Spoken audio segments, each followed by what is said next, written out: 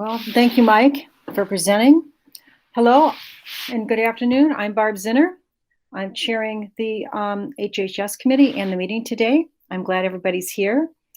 February 4th, 2021. I will now call this meeting to order. And in a minute, we'll have Mike do the roll call. Please, commissioners, I'm going to use my fingers for the new ones, including myself. State your name, city, county, state, and that we're virtual. Mike, can you do the roll call now? Yep, I will start with Chair Brown. Don Brown voting remotely from Washington Township, Macomb County, Michigan. Thank you. And Chair Zinner. Barbara Zinner, Commissioner Zinner, voting from Harrison Township, Macomb County, Michigan, virtually. Thank you. Commissioner Kleinfeld. Commissioner Kleinfeld voting from East Point, Macomb County, Michigan. Commissioner Romano. Commissioner Romano, District 4, Sterling Heights, present and participating remotely in Macomb County, Michigan. Commissioner Kraft. Commissioner Phil Kraft attending remotely from Chesterfield Township, Macomb County, Michigan. Commissioner Haw. Commissioner Haw attending remotely, Roseville, Macomb County, Michigan. Commissioner Wallace. Commissioner Wallace voting remotely from Mount Clemens, Macomb County, Michigan. Commissioner Song. Commissioner Mai Song attending remotely from Kent, Portage County, Ohio on February 4th, 2021. Commissioner Van Sickle. Commissioner Van Sickle attending remotely from Sterling Heights, Macomb County, Michigan. Commissioner Matuzak. Commissioner Julie Matuzik attending remotely from Clinton Township, Michigan, and Macomb County. Commissioner Farrington. Jeff Farrington attending remotely from Utica, Michigan, Macomb County. Commissioner Sabatini. Commissioner Sabatini attending remote from Macomb Township, Macomb County, Michigan. Commissioner Nard. Commissioner Nard. All right, Madam Chair, that completes the roll. Thank you. Shall we now stand for the pledge?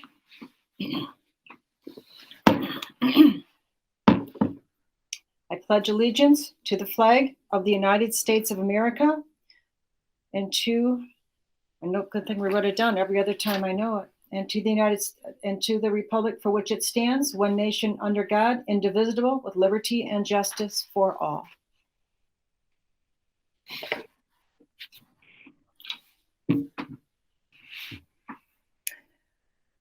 We have adoption of the agenda. Do we have a motion?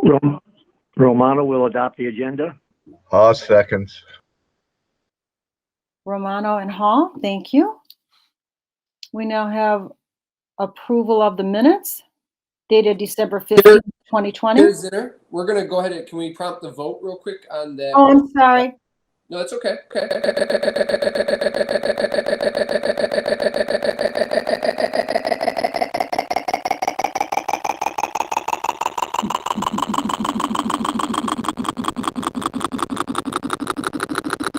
What is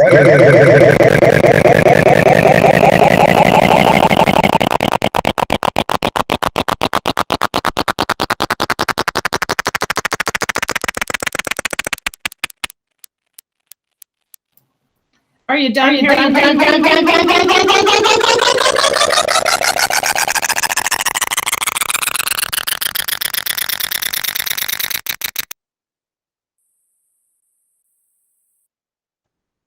Mike, are we being hacked again?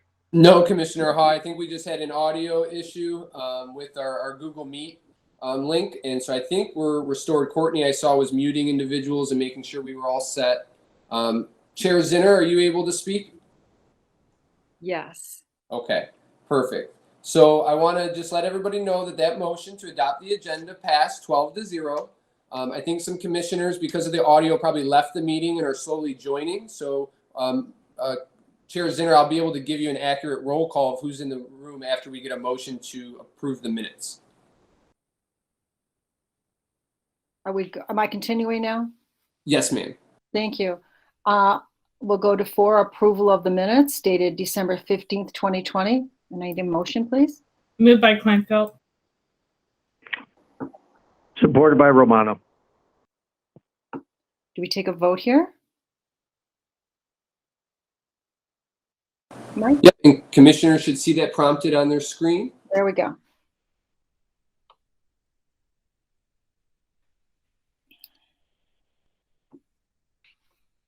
That motion passes 12-0. You can see we have everybody back in the room, Chair Zinner. Thank you.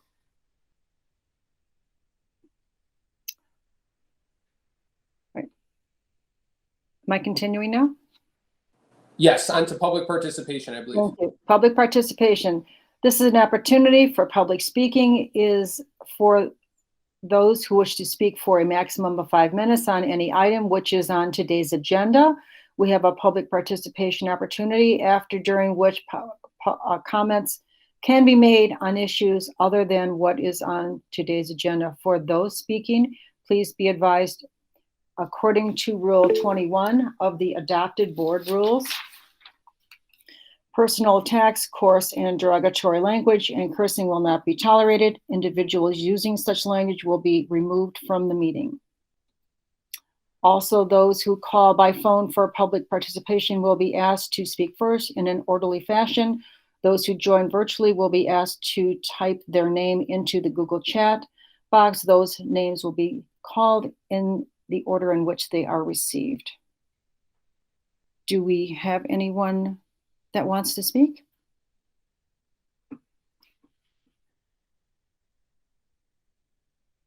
Do we have anyone in the chat box? Chair, there's no one who has entered their name under public in the chat box. Thank you very much. We're going on to presentations. Do you have a motion to receive and file? Motion by Sabatini. Support Hall. Thank you. We have coming up Martha T. Berry, the nursing home, a monthly report from Director Kevin Evans. I'm looking forward to hearing Kevin. Thank you, Madam Chair. Sorry, the Director Kevin Evans. Thank you. Thank you. Thank you, Commissioners. I appreciate the opportunity to speak with you all today. Hoping to see you all face to face differently soon. But for now, I have a brief presentation. Some of you have seen the information from this before. So this would be a time to get a cup of coffee. For those that are new, I'd like to just do a quick introduction as to who we are, Martha T. Berry, how we connect with you, and the important ways that we connect with the county commissioners. A little bit about service and a 5-star introduction, as well as I think what is on many people's hearts, the vaccination and visitation questions that I'm sure you are all receiving. Let's start with a little bit about who we are. If you see that first picture, that is what we used to be, the county pork farm. We morphed over the years into a hospital and now the medical care facility. We're named after the wife of a doctor who donated 66 years ago, Martha T. Berry. We are a discreetly presented component of the county under Public Act 280. What that means is that we are established by the county and we're run by a 3-member board of the Health and Human Services. 2 of those members are voted on, chosen by you, the county commissioners, and 1 by the governor of the state of Michigan, usually through the Office of Senior Services. Our competition is very different than we are, and it's important to note that the county medical care facility is a social safety net for those that are most vulnerable and frail, as well as financially. When we serve those in our community, we actually have our #1 resource of transfers not coming from the hospitals, but coming from other nursing homes. The reason being is, as a county government entity, we get a little bit more reimbursement for Medicaid, which is for those that are most vulnerable. everybody talks about Medicare and how much money comes in on Medicare.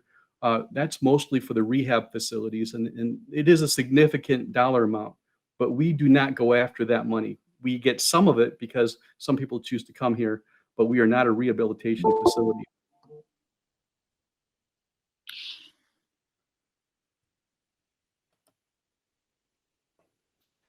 In addition to being the county medical care facility, we work with a Macomb Community Action for adult day services. We have a program called Goldenberry that we provide the management and the clinical skills working with Macomb Community Action.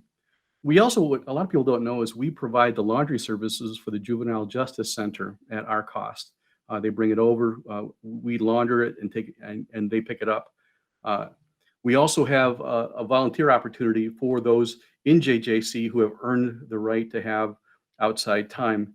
That prior to COVID, that was an incredibly powerful, moving thing for those young men and women. In addition, we provide jobs for those that are differently abled from Lutz School, and we've been doing that for years. Just a wonderful program. So we interact in the community in a number of different ways. Some of the questions that commissioners should do have and have had in the past is, what does Martha T. Berry cost the county commissioners, and what does it cost out of their general fund? In years past, right up to 2009, and some of those that have been around a little bit longer, please correct me if I'm wrong. The commission was paying, and the county was paying almost $4 million a year, sometimes directly to Martha T. Berry to make up the difference in losses. Over the last few years, we've worked diligently to become financially stable and self-sustainable. We do have one challenge that we've had that we'll talk about in a couple of months that was helped us kind of bridge the gap on that. But just so you know, Martha T. Berry pays a building use, OPEB principal, OPEB interest, and pension. That's an older number. The pension numbers are down because of the performance of the bond. But in that way, we look to be self-sufficient. In addition to that, we work to leverage our purchasing through the county to maximize the dollars that are coming in. As a discretely presented component of the county, we do not get an appropriated budget. Our budget is based on our revenues, based on census, of course. And we also don't have the benefit of saying what our rate is going to be. The county or the state of Michigan determines what our rate is each year.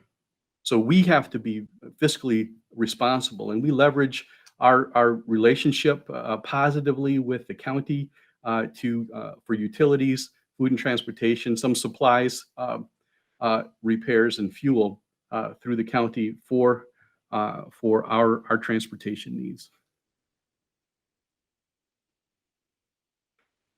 Staffing.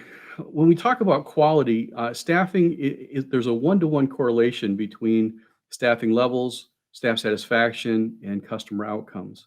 And I'm pleased to say that as of this year, we're ranked 30th in the state out of 442 facilities, which means we're better staffed than 93% of the state overall nursing. And 2/3 of the hands-on care that is provided for CNAs were the 20th in the state, or better than 95%. What that allowed us to do is assure that we could still provide care during the most difficult days. We have not had any agency in the building, which means our own are taking care of our own, even through the pandemic, which is quite unusual. And if you don't mind me bragging just for a minute about the quality of our staff, during the first 90 days, when you heard the stories of staff vacating facilities all around the country, we had 89 of our staff members with perfect attendance for the first 90 days. They knew they had to be here.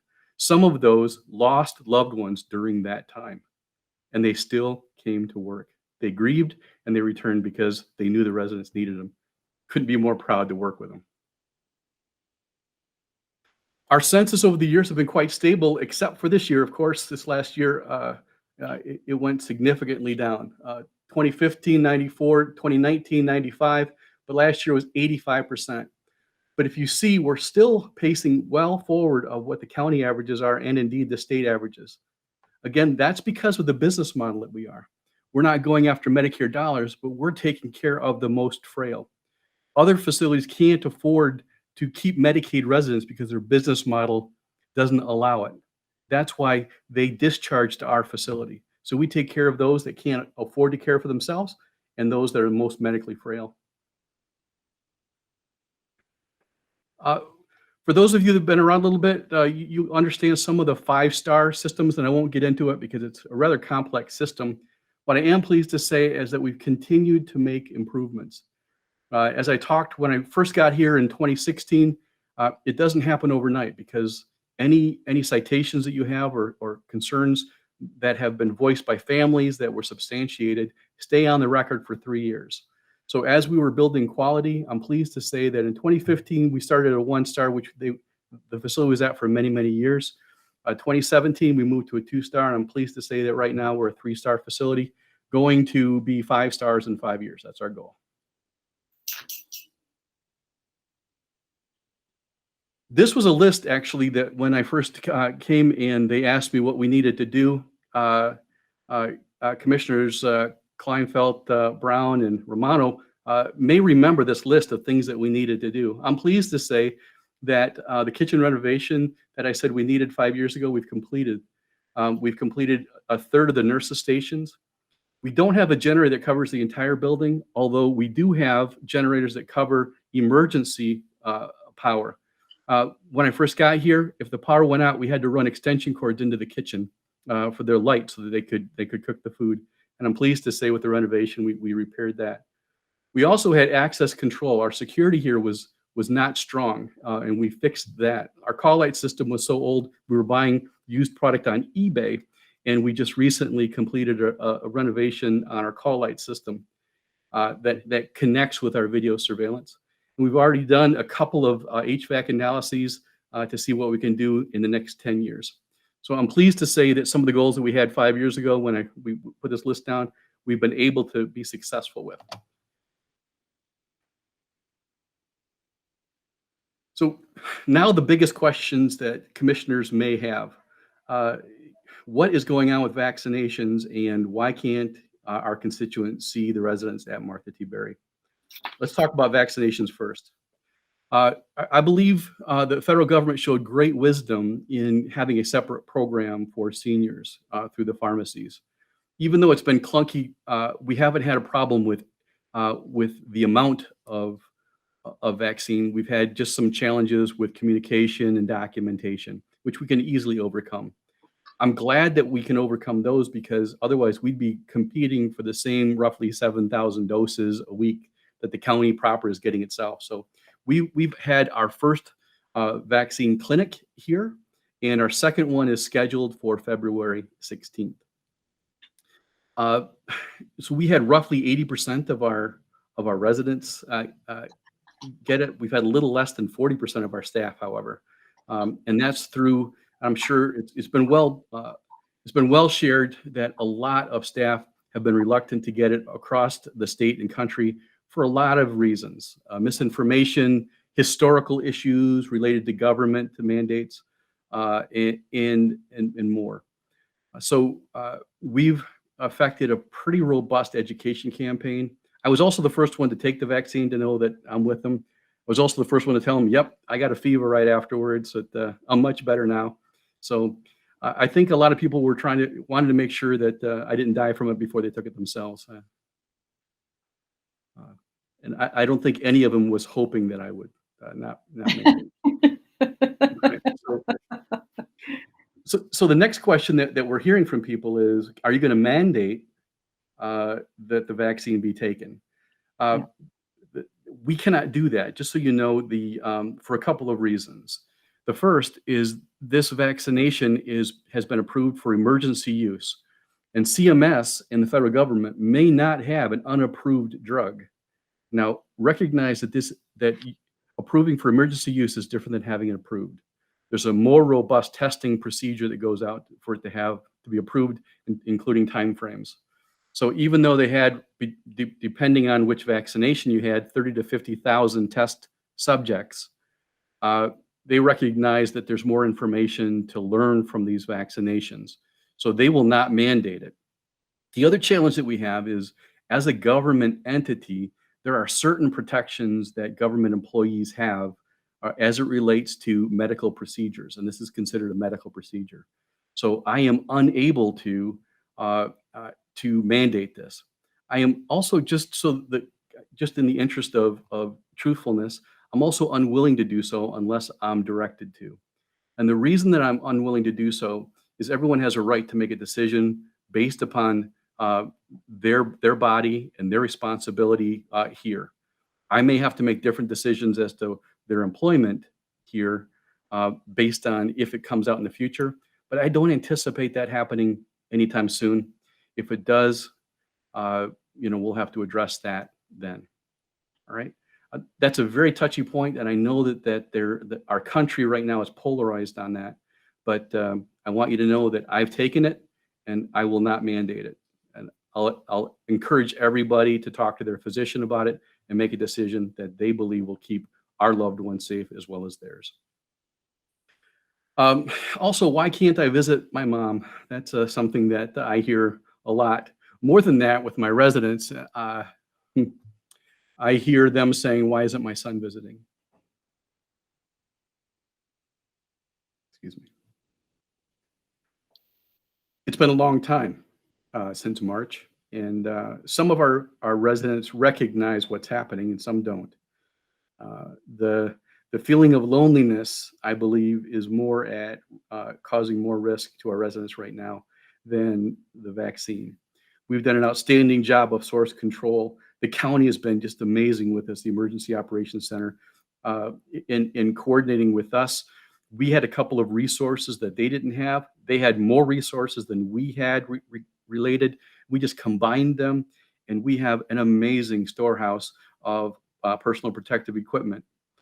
In addition to that, our team absolutely understands with the deaths that they've had in their families that this is a very real thing. That being said, we have not had any symptomatic resident in this building in an outbreak since May 8th of last year. That's pretty remarkable, especially since we've been the hot spot in Michigan and actually one of the hottest spots in the country. Very proud of the team, the work that we've done. However, that has nothing to do with what is currently going on in terms of approving us for visitation. In June, there was an advisory group. I was one of the members of that advisory group to the Licensing and Regulatory Affairs, and we made a recommendation to the governor on how to open up facilities based on individual facilities working with their local health departments. 3 months after that, she started her own work group for COVID preparation. Her work group pointed back to our work group as it related to opening up the facilities and said, "We recommend that you follow the recommendations of the first work group." The recommendations from the first work group and CMS guidelines were in line, and many states had already enacted those. However, our MDHHS chose to use a different program that still has not been clearly delineated, except each county gets a grade. And if you're E, you may not have visitation. That is far more restrictive. And one of the rules that we have is that if we have differing or conflicting regulation, we need to go with what is more restrictive to the facility. I don't believe this is in the best long-term interest of our residents, and I have had the privilege of being on the Guy Gordon show yesterday talking about my hopes on that, as well as I've been in the Detroit press talking about the residents need their loved ones back in the facility. We have a new director in HHS, and my hope is this person sees the logic and also the evidence and makes that decision. But I will say that I am preparing our team to open up for visitation because I don't think that I can in good conscience last much longer under this rule. So I want you to be aware of that. And if you hear anything derogatory towards me, you know it's on me, okay? So. Madam Chair, that's all I have for today. Are there any questions from you or the commissioners? Well, I know Kevin and I spoke briefly. We only had time for a short talk recently, and he covered a lot of ground. And I know from hearing from other leaders in the county government, they have very, very high regard for you. And I agree that that from what I've heard, the care that is given there and your numbers with your staffing is phenomenal. I've worked in nursing homes, and to have those percentages and to have your staff stay like that is really admirable. And I would say that's just Macomb County people, but something is happening very wonderfully there. And I thank you for what you do. I really do. That's leadership, and that's a teamwork pulling together. And the job is hard. That's a hard caring for those kind of patients is the hardest work, some of the hardest work with people. Very, very hard, very challenging. So I really appreciate what's happening in that facility a great deal. Well, thank you, Chair Zinner. We've had some great relationship and some difficult but excellent conversations with the commissioners. So for those that have been here before, I'm sure you could speak with Commissioner Kleinfeld or Romano or Brown to talk about some of the challenges that we've had. But we've had clear dialogue. Some difficult questions were asked and answered. We've had a little fun with it too from time to time. But in reality, everybody wants to do the same thing, the right thing for our residents. So I'm really proud to work in this county, and between this commission and the executive office, I believe this will be a safety net for many years to come. I'm excited to think that to see your plan for your financial freedom, I'm going to say, in the future. I'm sure there's a few people here who are excited about that. So does anyone else have any questions? Chair, Commissioner Song here, I wish to speak. Hi, Mr. Evans. Thank you for your presentation and for your all your hard work, your team. I do have a few questions. The slide that you had in regards to the census, what are those percentages? And sorry for my ignorance because I am new. I think the percentage you had up was a little bit lower. What is the data? Could you elaborate on this and how it affects the funding? Oh, thank you, Commissioner. Of course, we only our primary source of revenue is based on census. We're required to bill for the work that we provide, the care we provide, and over 80% of that is Medicaid. We do have some private pay, very small number, because as you can fully imagine, this is not an ideal place if you have money to spend. One of the things we had joked about was truth in advertising. Overshadowed by a 13-story jail next to the morgue and across from a chemical plant, you can live the rest of your life. This is not position A for people that would want to enjoy a place. We don't have a great property and a pool, but what we do have is great caring people. But we have to bill on census. So the census that we have here, that you see on, I think you still see it on the screen. Yes. Is countywide. It usually tracks about 10% lower than us, and that's because most of the business models don't look at Medicaid. They want to discharge Medicaid. They want the higher dollar volume coming in from Medicare. They do some repair. They do some recovery and they discharge. Was that the question you were asking? I'm sorry, Chair. Kevin, 94% of what?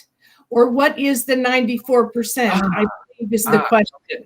All right, we're the 13th large. Thank you. I appreciate that, Commissioner Kleinfeld, for getting through my thick head. We're the 13th largest in the state. We can serve up to 217 souls.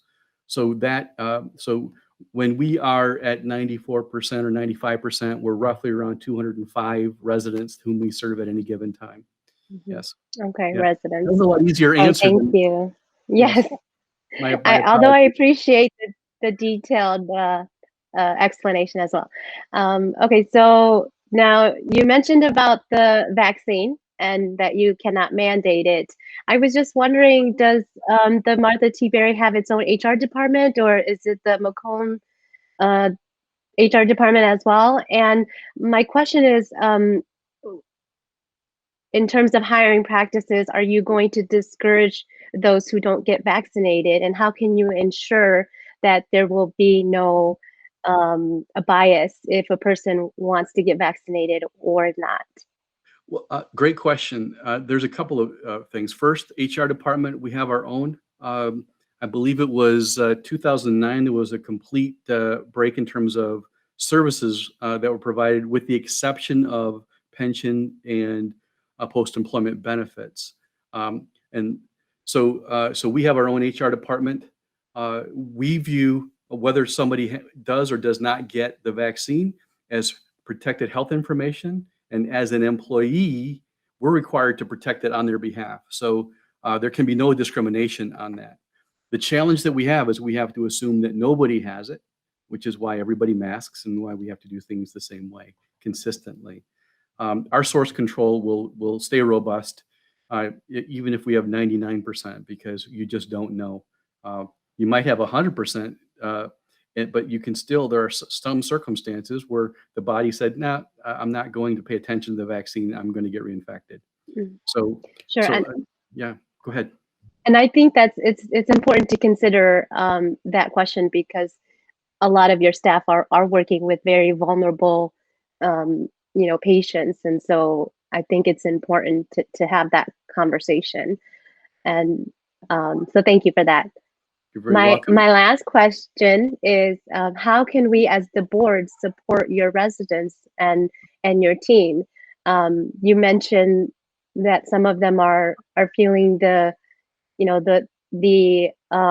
pandemic since March, and it can be very lonely not having family visit. Are you offering video conferences where families can talk to their families safely? And how can we support the staff and, of course, the senior residents there? Well, thank you. A couple of things. Yes, we do have, we have a separate iPad for each of the neighborhoods that we have. We have 4 neighborhoods per floor. We have 8 neighborhoods entirely. And our activities team schedules those. We also, for those that have their own phones, we help them, assist them with their video times or FaceTime calls. We also have window visits, and we've just built some wind barriers around that our families really appreciated. So we have large windows across the front where we have it socially distanced, but they have to have a phone, so we provide a phone for the families if they don't have it. I would really like to get them back in the facility. Now, as to what the commissioners can do, thank you so much for asking. In the short term, there's a post that just came out from the executive office that said, "Hey, print out a Valentine and say something nice and sign your name and title. If you send that over, and if some of our residents get something from a county commissioner, it would mean so very much to them." In the longer term, speaking well of us in public, and also if you have any connections at the state level that you'd say, "Hey, please consider using the governor's plan for reopening that does not have anything to do with the letter." We're painted by the same brush as the other 35 facilities are in the county, and we have the ability to open up right now if we were just allowed to use the Medicare CMS guidelines that are in place. So if you just ask them to use what the governor's work group recommendations were for reopening, I'd be grateful. All right, thank you. And thank you, Chair.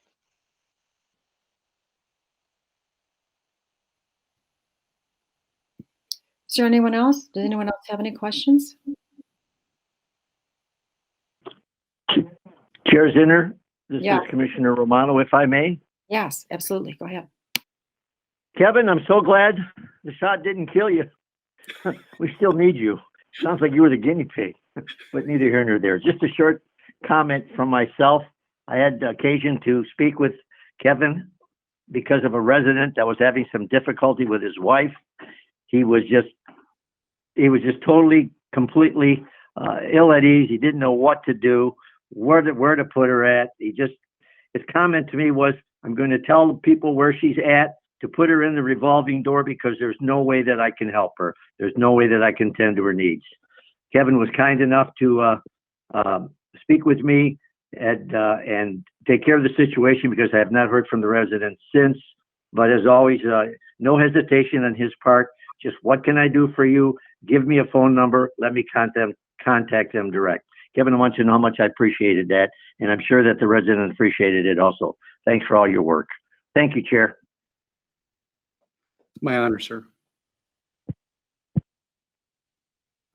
You're welcome. Do we have some more?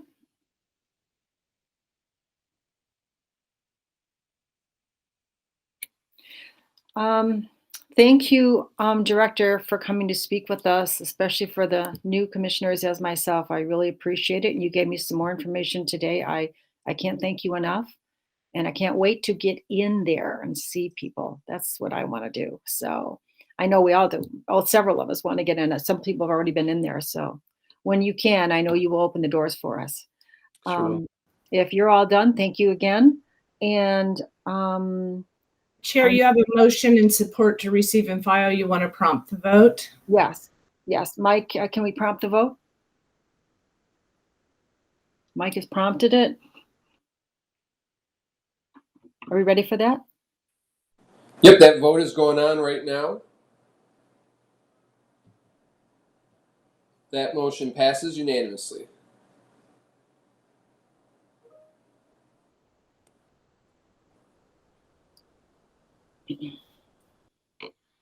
Thank you, Madam Chair. Thank you, commissioners. Our next agenda item is a Veterans Services overview and quarterly report from Director Laura Rios. Laura, are you available? Can you hear me? Yes. Can you see me? It's good to see you. I've spoken with Laura, and it's really great to see you. Yes. Laura is a bundle of energy. I like to see faces because now I know when I actually come to the meetings in person, now I can put names and faces together. Good. So I'll first kind of go over a little bit of an overview. I will tell you that his presentation from Martha T. Berry is going to be way nicer and colorful than mine. So I'm going to see if I can share my screen, and let's see how I can do that. Let's see. Okay, Mike, I need help. How do I share the screen? Chair Zinner, do you want to take a motion to receive and file? I'm sorry. Can I Made by Sabatini. Support from Kraft. Thank you. Thank you very much. Chair Zinner, while Courtney and I with Ms. Rios so she can share her screen, I just want to clarify, you were looking for a motion to receive and file B and C, is that correct? Yes, we'll do them both together. I talked about that earlier today. I'll amend that motion. I'll continue to support the amended motion.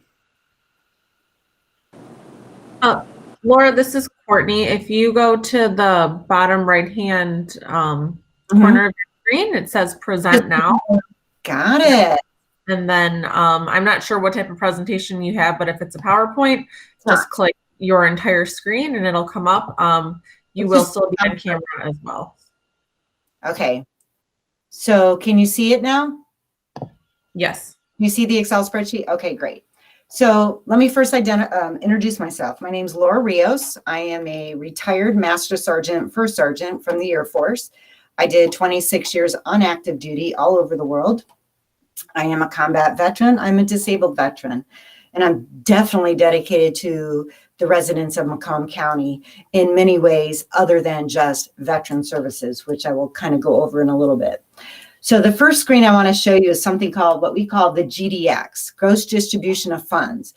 The VA presents this around May and June every year for the previous fiscal year. So we will not get 2020's data until the end of May and June. So they break it out by the whole United States, then it's broken out by state, which is at the bottom, and then I clicked on Michigan. So I will basically go all the way to the bottom just to kind of show you Michigan totals. So in blue, Michigan totals are according to the VA, we have about 552,000 veterans in Michigan. And then all of these other data points, which I'll break out just for our county. So here's our county. So they estimate that we have 44,000 veterans. Let me identify what a veteran is. A veteran is not somebody who's on active duty. So we have TACOM down the street in Detroit Arsenal, and we have Selfridge, and we do have many people on active duty.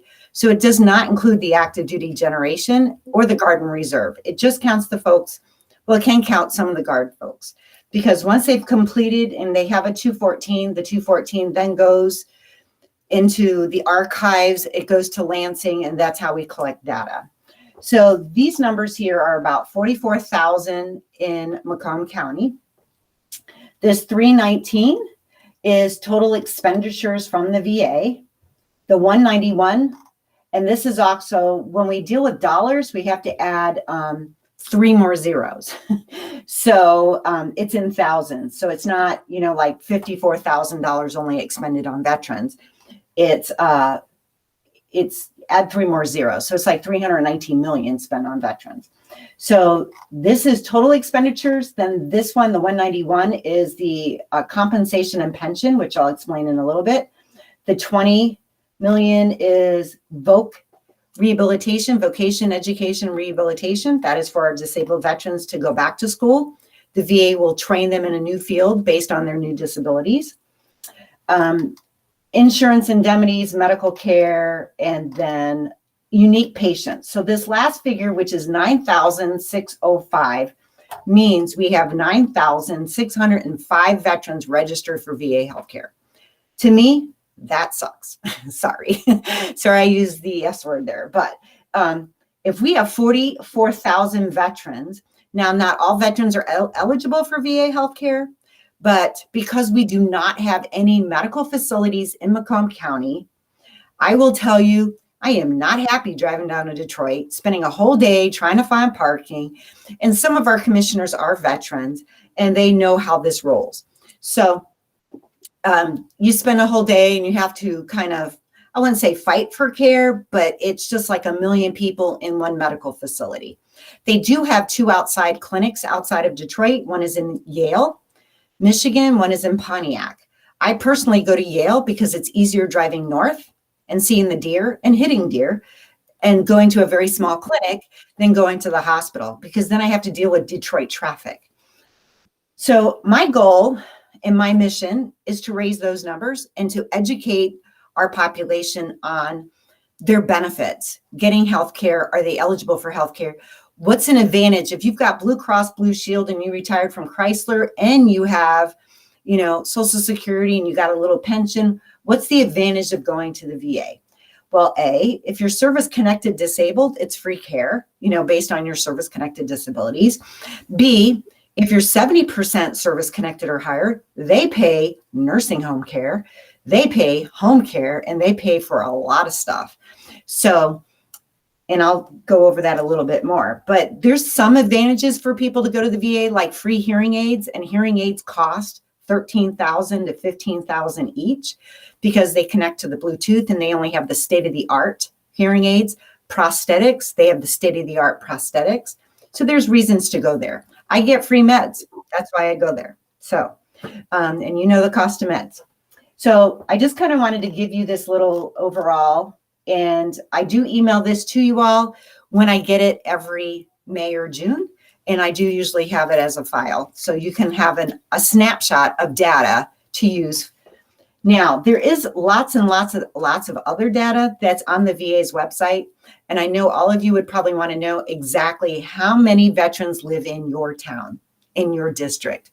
Well, that's not as easy as just, well, Laura has that data, because Laura really doesn't have that data. Now, everybody assumes I have every name of every 44,000 names of veterans that live in my county. And actually, I did get that about 6 years ago, but they told me I couldn't do anything with it. I can't share it. I can send them a letter. And I thought, well, sending out 44,000 letters, that's costly. That's like $44,000. So I thought, okay, we got to come up and think smarter and harder. So we spent a lot of money doing advertising, and it's really, really paid off. So I'm going to close this out because that's the last thing I kind of have to share on my screen. And then let me stop sharing. So then you can just see my face. So the first thing I want to kind of give a quick overview is we do a ton of benefits here in our office. There's certain things that we own and we control and we do it well. And then there's certain things that we are the conduit between us and the VA, and like VA healthcare. People will show up at my door thinking we offer VA healthcare. And I'm like, I have the application to take down to the VA and you register it in the VA hospital. So unfortunately, we just don't offer that type of care. But the good news is we do offer transportation, because that was one of the things when I started working here in 2009. I became the director in 2013. And our team basically sat around, if we had all the money in the world, how can we really help our veterans? And one of the things was transportation to the VA, more education, getting the VA employees to work in our office, which we do have 2 that work in our office, and a lot more things. So, and I'm focusing on doing all of that. Now, with 44,000 veterans, I could have 44,000 suggestions. Obviously, I can't meet all of their needs, but we're doing a really, really good job. And I will kind of do a little bit of bragging when it comes to the GDX and it comes to us getting more money back for our veterans. That's something we track, and we are the best in Michigan. So I'm just saying, hey, we set the standard for all the other counties in Michigan to follow. So let me talk about some VA benefits. We offer burial benefits because that's a public act that was signed into law many years ago. We offer $300 towards a funeral for a wartime veteran and a spouse of a wartime veteran. So if the veteran spouse dies, they can get $300. If the veteran dies, they can get $300, but it is for wartime. And because it's a state law, it does have an asset limitation of $40,000. So we triage every single person for that. We do offer flag cases for free. We're the only county that will give them a flag case for free to go with the flag that the VA gives them for free. Our biggest thing that we do in our office is called compensation and pension.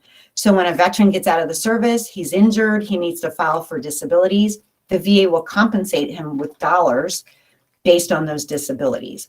And some things get awarded very quickly and some things have to go through the appeal process.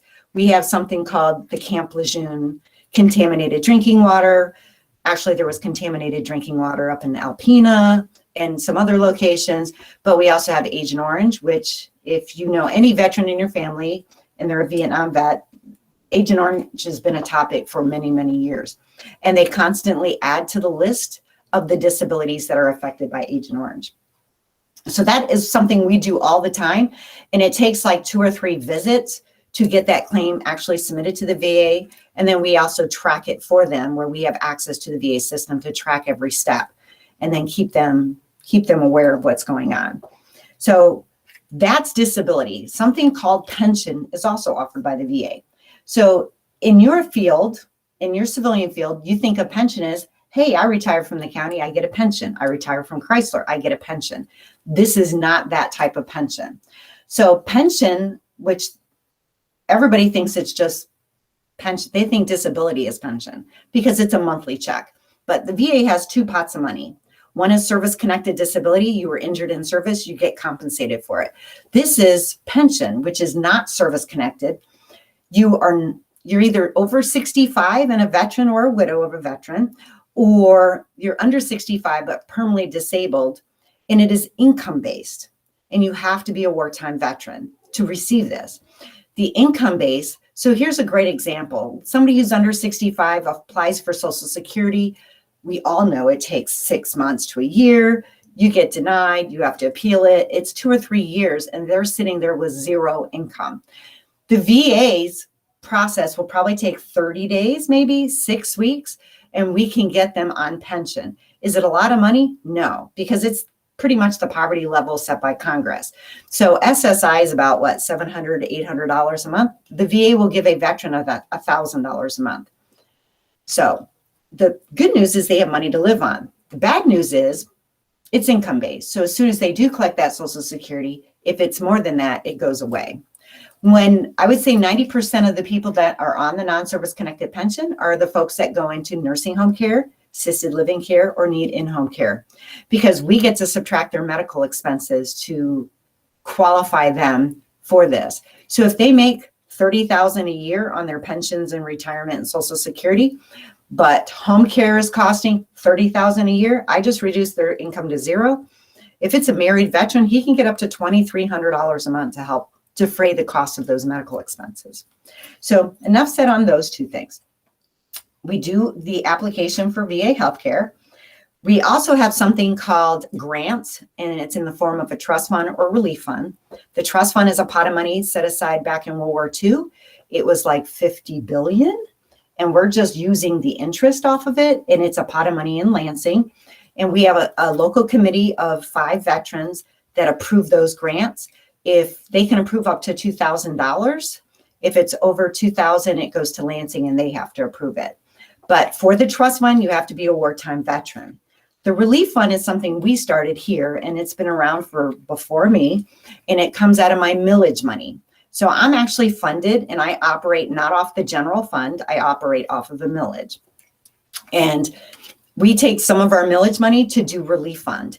And if anybody knows veterans, there's wartime and there's peacetime. So from 1975 to 1990, August 2nd, 1990 is peacetime. You know, you have World War II, and then like just a couple years later was, you know, Korea, then a couple years later was Vietnam. But believe it or not, from 46 to 50 is peacetime, from 55 to 64 is peacetime, and then from 75 to 90 is peacetime. Right now, we're in the continuous war of Iraq, Operation Iraqi Freedom, Enduring Freedom, all that, and this war has not stopped. So I offer, with our relief fund, we offer grants to peacetime veterans. So that was a big gap. Back in 2009, 2010, when the market crashed, we had a lot of veterans needing help, and they were the working class, and they were all the ones that served from 75 to 1990. So that goes very well, and we have very strict guidelines for both. So we just don't write checks and hand out checks because these are taxpayer dollars. So the millage pays for that. The other thing I wanted to I should have started off with this, was we report to a Veterans Commission, a Veterans Committee that are appointed by you. So we now have 7 veterans on our Veterans Committee.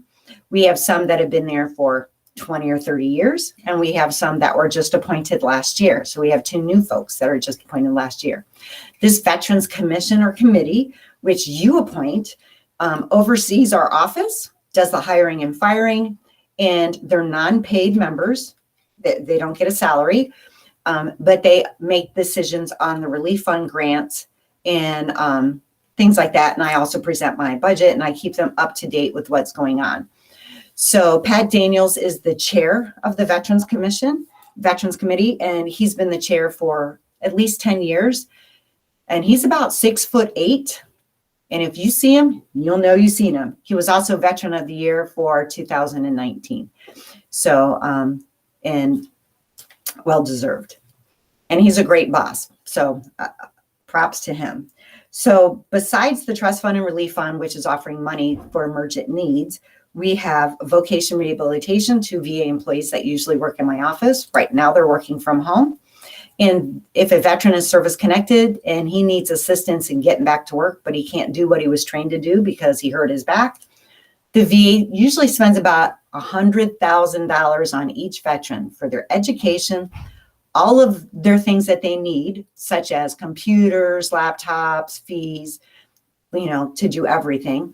I have seen them buy $1,500 in tools because they made this guy a mechanic, and where he was going to work requires him to provide his own tools. So they provide $2,000 worth of tools for him to get started. So we also do the applications for education, which most of those are now done online, but we do assist veterans and their families that are eligible for education. Homelessness is a big thing. It's a big thing in the VA world because we want zero homelessness, what we call functional zero. We won't ever end homelessness, but if we have a plan to get somebody in place or in a shelter on their feet in 30 to 60 days, we call that functional zero. So we have committees that meet weekly. We have great relationships with Macomb Community Action, as in an awesome relationship with them, because now they are a recipient, a subgrantee of a homelessness grant to help prevent homelessness and rehouse homeless people. We are the only one in Michigan that offers financial coaching. So when you see somebody that comes in and I haven't paid my rent in 15 months, I haven't done this, I haven't done that, it's usually there's a habit behind it. It could be a job loss, but there's a habit behind it. So it's really educating folks to, spend their money wisely and pay their bills. So we have a financial coach. She doesn't sell anything. She coaches them. Her basic roadshow is, I get you where you are to where you want to be. And it is mandatory if they come to our trust fund or relief fund that they see her. Now, it could be something quick where I lost my job, my unemployment ran out, I just need a quick fix or help, and we'll never see them again. But we see a lot of repeat people coming all the time back for help. And the trust fund is once every 2 years that they can tap into. The relief fund is twice a year they can tap into. So this is not a monthly check that they're going to get. But we find the financial coach is quite busy. 2 programs that I took on, just because I'm hyper and I don't have enough to do, is there is a committee that started out of the HSCB about 6 years ago, and we call it the Portal of Service. It's also called the Matrix because we created a matrix system of care. And it was basically an option to how do we collaborate between agencies amongst the county or professional agencies without my veteran now going across the hall and resubmitting and redoing 15 applications for the same thing that he's doing for me. Or then, he's got to go to DHHS too and do the same thing. And then he's got to go to Macomb Community Action. So how do we break down barriers and connect people to the things they need? So we created a 10-question survey. We have kiosks around the county, in that we use Qualtrics as our survey monkey, as you would say, and their responses automatically go to the agencies that they need to contact with. And then it's on the agency to contact them. So immediately the monkey's off the constituents' back, and it puts it on my back to call them to say, hey, you're a veteran, how can we help you? So that's been going on now. We went active in 2018, and around tax time, I make everybody fill out one of those surveys to see if they have need. And so we get a lot of responses around tax time. The other program is our county tax program. So I actually have 20 years of tax experience in the military. And when I got out to the military, the IRS said, hey, can you help start this program in the community? And so I did, and we were at the Hope Center. And the Hope Center was the largest food bank in Macomb County off of Groesbeck. Well, they closed in 2016. And in 2016, we were already doing 1,000 tax returns free of charge because we are a volunteer income tax assistance site. And I'm like, well, we just can't close, because if you close, then you're part of the problem and not part of the solution. We have a ton of low income that this is what they really need to live on to get their homestead, their heating, and all their refunds. So with permission, I moved it to my office. And with partnership with Macomb Community Action, we have been doing it out of my office now for 4 years. I have 30 volunteers, 2 people on our phone lines, and we get over 2,000 to 3,000 calls during tax season to get their taxes done. So during COVID, we did shut down because my volunteers needed to stay home. And then we reopened in June for drop-off pickup only. So that was successful. And we got a different model this year. I was very fortunate enough to get an Irs Grant that I've tried for 10 years. And I finally, got the Irs Grant. So that pays somebody else. I can hire 2 people to run that program. And it also gave us funding for new computers and new equipment. But I had to expand. So I have 7 locations, but because they're the local libraries, they're closed. So we're really trying to do the best we can with what we have. So the other thing I wanted to let you know is vaccines. So vaccines are a big thing. Can a veteran get a vaccine at the VA? Yes, he can. The criteria is a little different though. So they kind of started off with 75 years old and higher. They started off with the patients on chemo and radiation. And their little motto is, we'll call you when it's your turn. So when you get to the category and you're registered, they're going to call you. I've had some of my veterans very successfully who are not 75 years old get the vaccine, but one who is my boss has not got the vaccine yet because every time he's called to get an appointment, they said, you're still not in that right category. So that kind of ticks him off a little bit. But the VA is giving vaccines. I have heard from the VA that out of 250,000 employees, over 200 are vaccinated. So all the VA hospital employees have been vaccinated, obviously, if they choose to get vaccinated. So the last thing I want to leave with you is we are, besides that grant, I also got a grant from the state, and it's called the, I call it the MVAA, Michigan Veterans Affairs Grant. A year ago, I got 300,000. This year, we got 100,000. It's approved by the governor. So obviously, it's just a piece of the pie, and every year we get a different amount. So this year, I am focusing on spending it on advertising. We offer free dental exams and x-rays and cleanings for veterans that don't have dental insurance. That was hugely successful last year. The VA does not offer dental care, by the way, unless you're 100% service-connected disabled. So that is a big gap for our older seniors that don't have dental care, and it's a big need. And if they go and just get x-rays and exams, and we partner with MyCare down in Centerline, if they at least go get their x-rays and exams and they can't afford all the work they need to do, then they can bring it to the trust fund and relief fund, and the committees will look at it and see how they can help them. So it is really meeting the needs of our local, our local constituents. Lastly, we are, I love doing the happy dance. Everybody who knows me, I love doing the happy dance. We are excited to be the recipient of the next veterans home in Chesterfield. So when they decided to build this is a state veterans home that's paid for 50% by the state and 50% with federal dollars. When they were looking in the Tri-County area, I didn't even bother going to the meetings because I knew it was going to be in Wayne County. I knew it was going to be in Oakland County, and they did not want to hear from me. And Maria Zardes put in from Macomb Economic Development, put in a great package, and immediately they came out, looked at it, and secured it. And it is in the old base housing in Chesterfield, which was called Sibyl Manor. So it was federal land that they actually had to get and negotiate, but it's awesome. So it has been under construction for 2 years now, and it's opening its doors in April. So just around the corner, our veterans are going to be able to be housed there, and there's 150 beds. It's a new model. The current veterans home is in Grand Rapids. It has 850 beds, and the building's over 100 years old. So this is going to be just so exciting to have it in our backyard so we can help our veterans. But the biggest nomenclature, people are thinking it's run by the VA. It is not run by the VA. It's run by the state.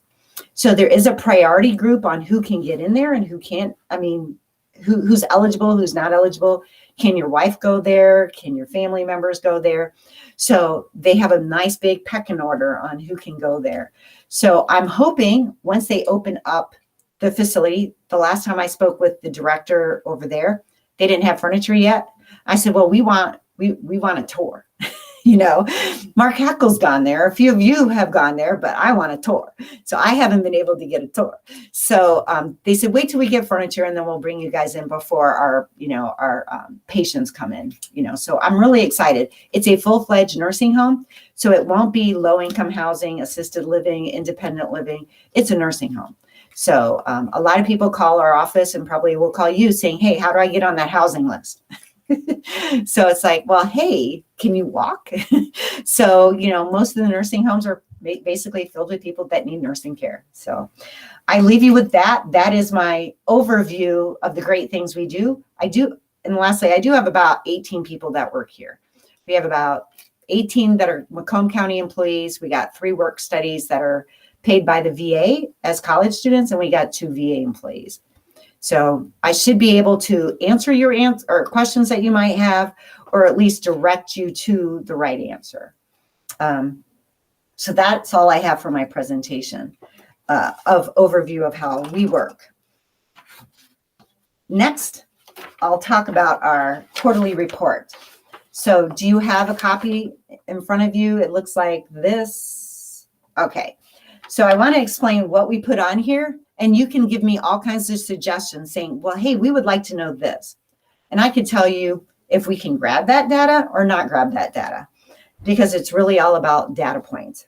So on this is the names of all of our commission members, our 7 members.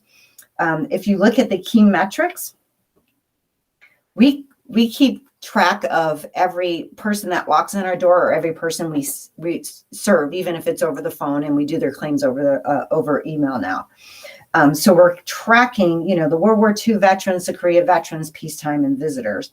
So when you look at the year to date, you're seeing, did we see more people in 2019 or did we see more people in 2020? So that's how we kind of compare data. So number 2, number of claims ongoing. So we're slightly up from 2019. Number 3, number of fully developed claims.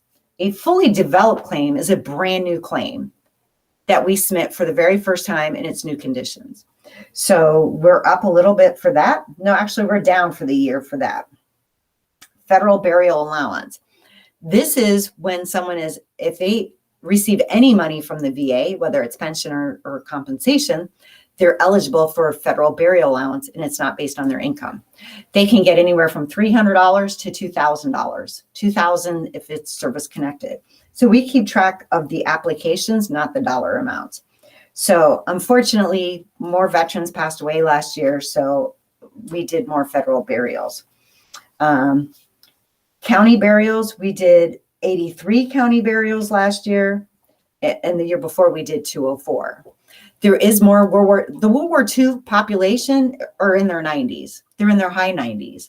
The Korean generation is in their 90s.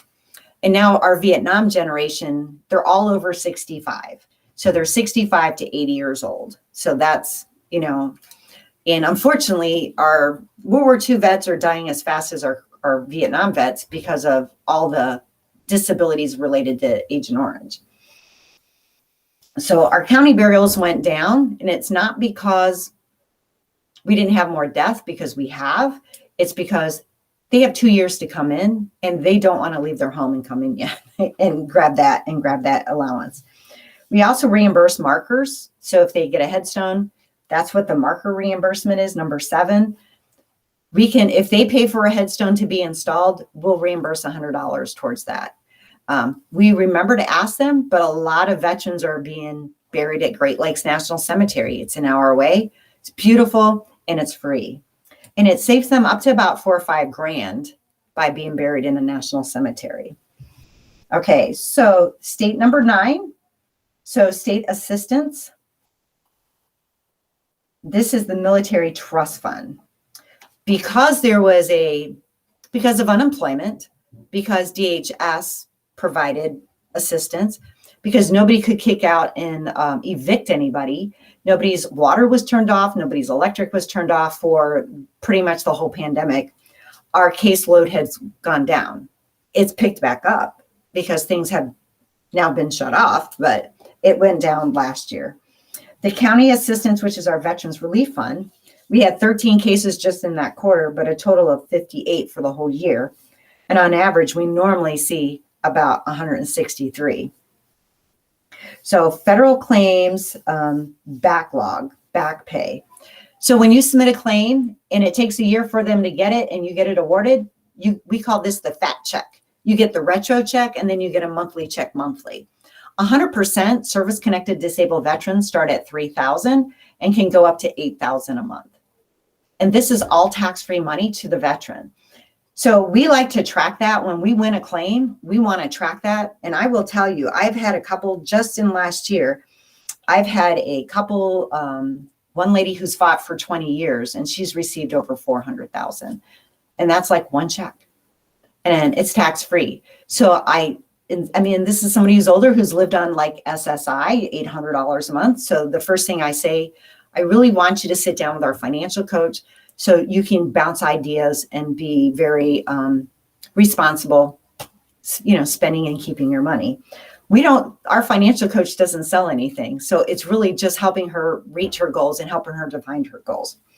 So anyway, so the federal's back pay, was just a little bit more, but that's $3 million last year that we got for our veterans. And reoccurring checks are over 500,000.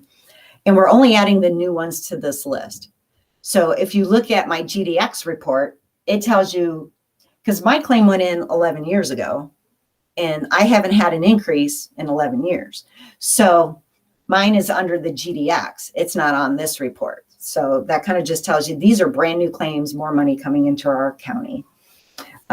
Federal claims reoccurring, the 553,000. State assistance amounts. Number 13 is how much have we, the county, have given out of the state's money, because we love giving out their money, is 55,000 this year. And then for the relief fund, it was 51,000. And on average, we, if you see last year, we always give out between 100 and 120,000 a year. So it's just because of the moratorium on evictions and shutoffs. And the unemployment kicker really helped the low income also. So then I just put some quarterly accomplishments down, upcoming activities, and key issues. So one of the key issues is our accreditation. It's mandated that we get accredited every year. And I have a new employee that needs to be accredited, and they have canceled all the accreditations. So now we're hoping they open up some online so we can get her accredited and up and running and doing our job, because she's been in this position now since August. So do you have any questions for me, my presentation or my quarterly report? Does anyone have any questions for Director Rios? Chair, if you look in the details in your system, you will see that Commissioner Kleinfeld. Thank you. Mhm.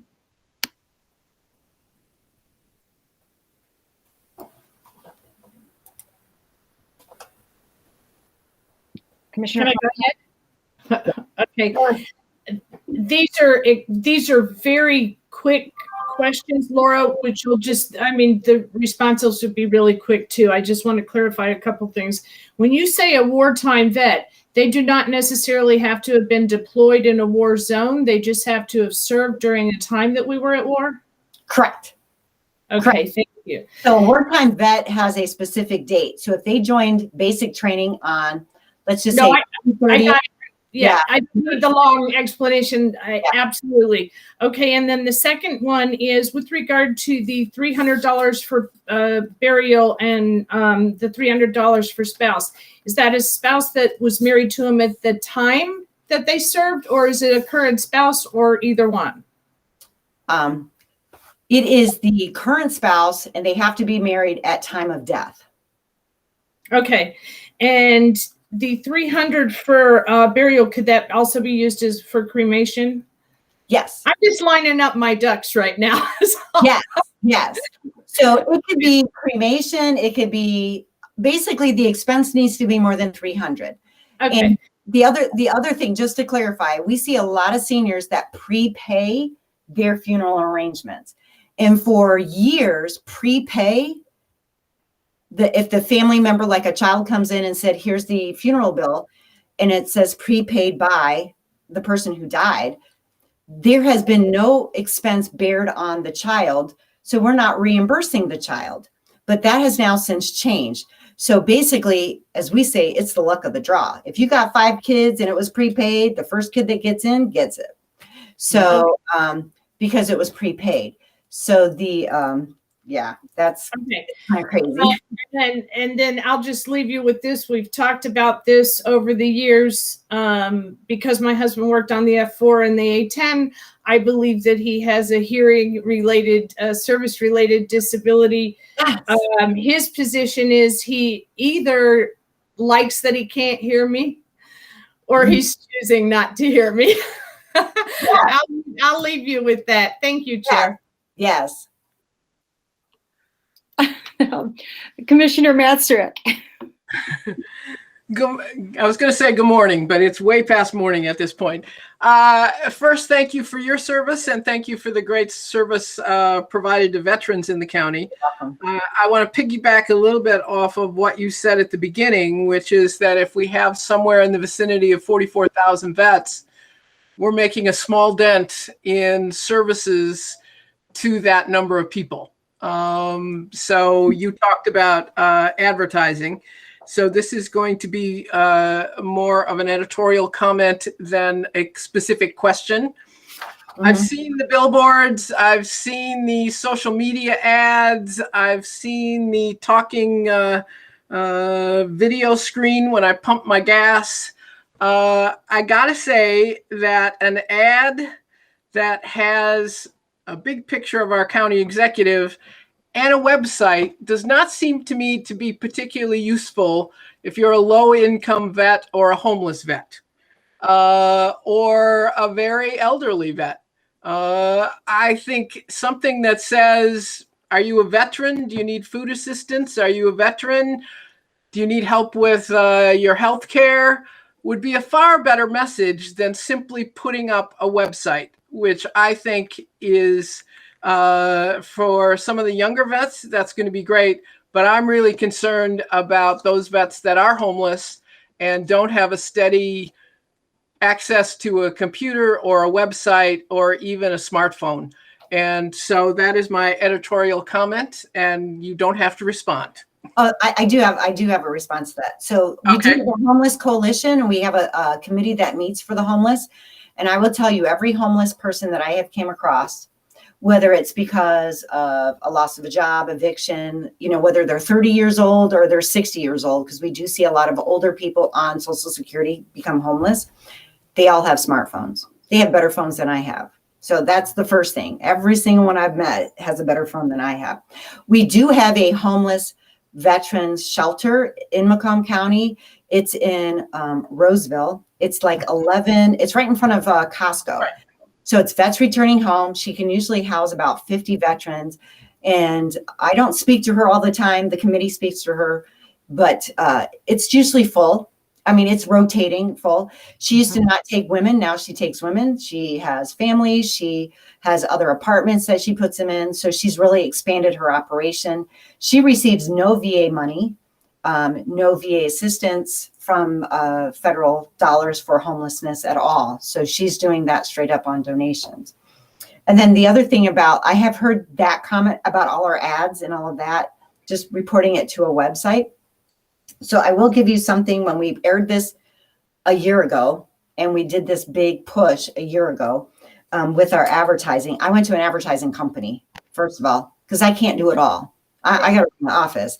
So, I mean, we did Facebook, we did everything. We did the gas stations, we did the billboards, we did the TV commercial. And then the politicians who were running for office pretty much knocked me out of the ballpark. Because they needed their ads up, and they double the prices. So they paid the prices. But just in a 2-week period in 2000, and this is 2019, when we ran it the very first time on TV, our hits to the county to our county website and our phone calls tripled. And we only ran it for 2 weeks in 2019. In September 2019. This last year, we did all kinds of things for longer, and we're tracking the data of how many more hits and how many more phone calls. So with our improvement with our phone lines, we can track data, and that really helps. I am advertising again this year. Obviously, we're waiting. I think we're starting in April or May because we wanted to wait for all the campaigning to be done. We wanted the new elections to be done, and then we're doing more summertime stuff. So I will bring that up because it is brought up to me many times that because it's our county executive's face instead of our veteran of the year face or a veteran, it would look better. The reason why I chose Mark Hackle to be on there is because it's a brand. It's Macomb County. Everybody knows that face. They don't know my face, nor do they want to see my face. But, it's the branding. So when it comes to advertising and branding, when it's Macomb County government, it's you all as the commissioners, and it's Mark Hackle. So that's why I don't ever want my face on a billboard, just saying. Nor do I. But I would like to see some indication to veterans of the kind of services we offer. I think that would be more informative than just the website. So I'm done. Okay. Thank you, commissioners. Commissioner Song? Thank you, Chair. Hi, Laura. Thank you for your presentation. I really appreciate the thorough data and information you provided us.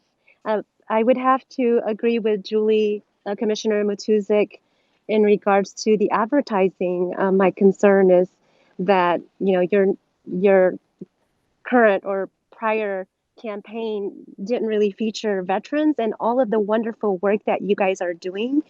So I really like for that advertising to highlight some of those services that you are going to offer and to talk about some of the benefits as to why the veterans should reach out to you guys.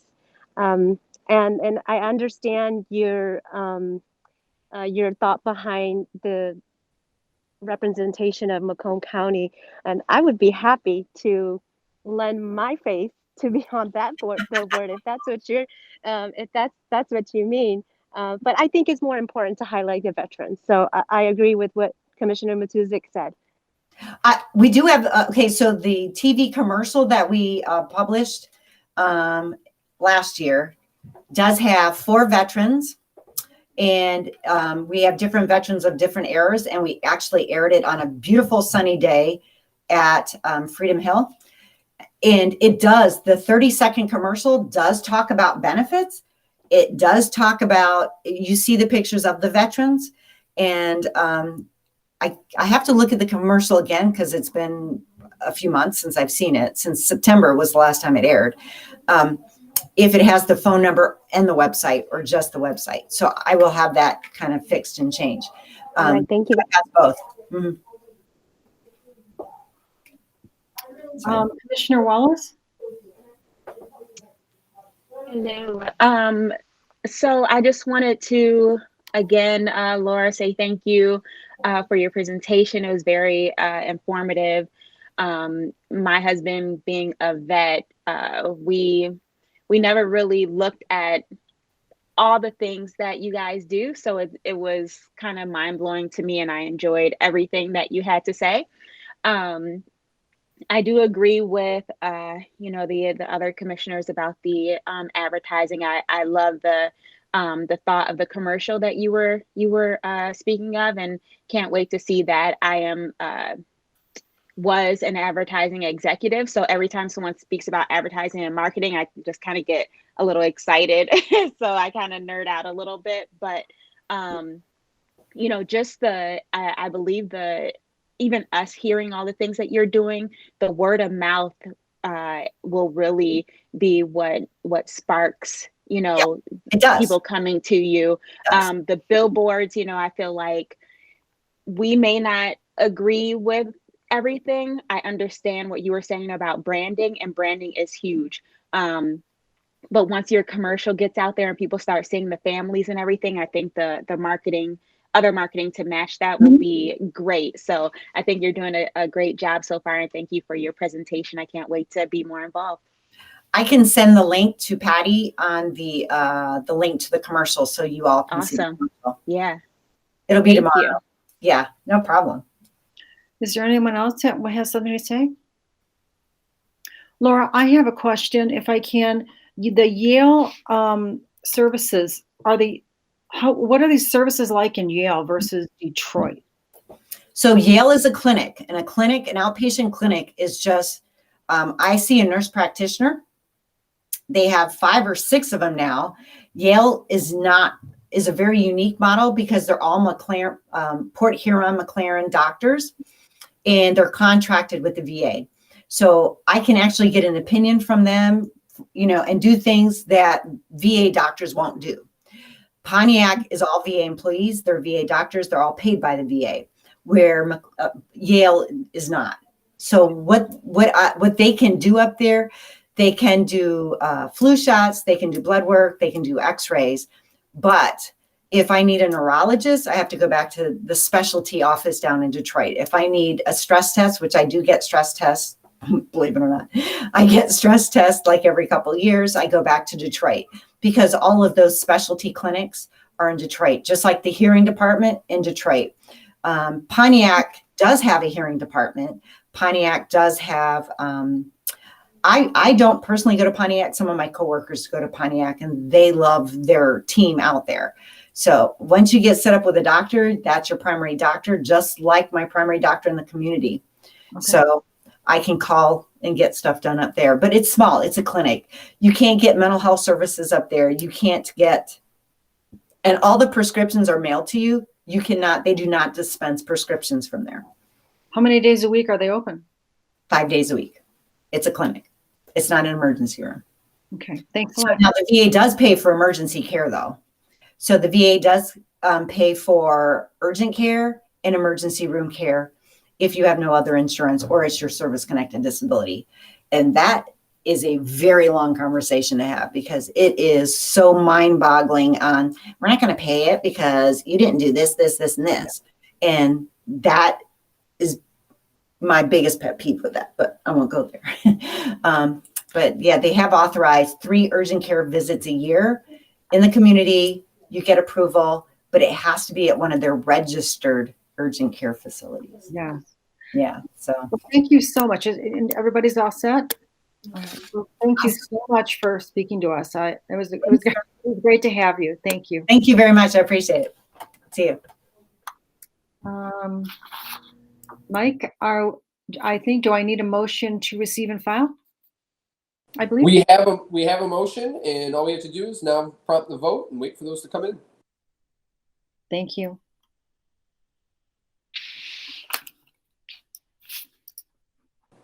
That motion passes 13-0. Thank you, Mike.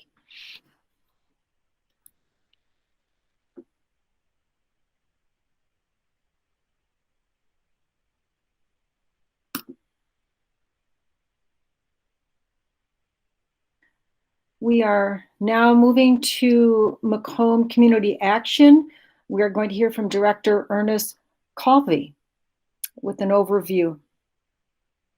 Hi, Commissioners. Yeah, and let me ask your pleasure. I know we're running late here. I'm also happy to give you the Macomb Community Action presentation at another time if you'd like to move on to the action items. Of course, happy to dive into the good work at Macomb Community Action now as well. Excuse me, Chair, you'll need a motion and support to move on to the next item. I'm sorry. Motion to receive and file. Paul, and who else? Support Farrington. Thank you. Okay, we're good to go. Well, do you have time, Ernest, to talk to us? What do you want to do? Of course, I wasn't sure if you wanted to have the presentation now or at a later date, but I'm certainly happy to give you it now. So what he was saying is if we wouldn't have done a motion to receive and file if he wasn't going to give the presentation. I think he was seeking guidance, but we've already done the motion to receive and file. Well, right. Let me give you a brief overview now. I know your time's precious, so I'm happy to give you a further update. I know Commissioner Zinner joined us at one of our Macomb Community Action Advisory Board meetings, which you're always welcome to attend. I can go into great detail whenever you'd like. First, just let me agree with what we heard Commissioner Haw say about Kevin and give Laura that same accolade. It's really lucky as the county government to find people with skill to be the leaders that you need them to be in these essential services. But it's really unexpected to find leaders that also have such passion for their work. And I know both Kevin and Laura lead with skill and passion, and I'm very pleased to work alongside them to serve those in need in Macomb County. Again, I'm happy to give just a brief overview today, and I'm happy to give you a full-fledged PowerPoint and go through all of our books and services at another date. I know Commissioner Kleinfeld and Brown and Haw and Romano certainly are familiar with our work, and so I'm happy to give any of the new commissioners a meeting if they would like it to go over this. The first thing I wanted to make sure you knew was about community action in general. I bet many of you have heard of it. I bet some of you haven't. But it's important to know that Macomb Community Action is part of the legacy of community action agencies across this country. Every community action agency in this country was founded in the 60s during the Civil Rights Movement. And that is where we're founded. We're founded and grounded in that lens toward civil rights. And that's where our program started. And so it's important to know that there are 1,000 community action agencies across Macomb County, or sorry, across the United States. And there are 28 in Michigan. And the usual structure of a community action agency is that it's a private nonprofit. That's what you'll see to our south, our neighbor in Wayne County, Wayne Metro. That's what you'll see to our west in Oakland Living Human Service Agency. Out of the 28 in Michigan, 6 of them are related to public government, as Macomb Community Action is, as G-Card is up in Genesee County and Flint. So that's important for you to know where we're founded, the structure that we have across the country, and what we have here specifically in Macomb County. The second thing you need to know before I go into our services is our response to the pandemic. The response to our pandemic has been tremendous. We have seen more services requests than we could have ever expected. Each and every program that we provide for vulnerable Macomb residents has needed to adapt and improvise and really accelerate its ability and capacity to serve vulnerable residents in Macomb County. One thing I wanted to highlight to you is the food map. I'm putting it in the chat right now so you can see the chat. With the work of county departments across Macomb County, our planning department, we help put together a GIS map. If you click that link, you'll see that we provide over 70 food pantries across Macomb County. And we work closely with the county and closely with our partners. You may remember during the early part of the pandemic, almost all school districts were also doing community food distribution, even if you did not have a child in the school system. So there were really some tremendous ways we responded to the unprecedented need of 2020. One of those was also doing virtual intakes. With the closure of buildings and the concerns about safety, we really accelerated our ability to do a virtual intake for people to use their phone to take pictures of documents, for us to have more responsive triage to the urgent priorities of our communities. One of the things that we did was we set up a line specifically for COVID intake, which is 586-469-6999. You'll see these postcards. We handed out over 50,000 with the school districts. We put up banners around the school food sites.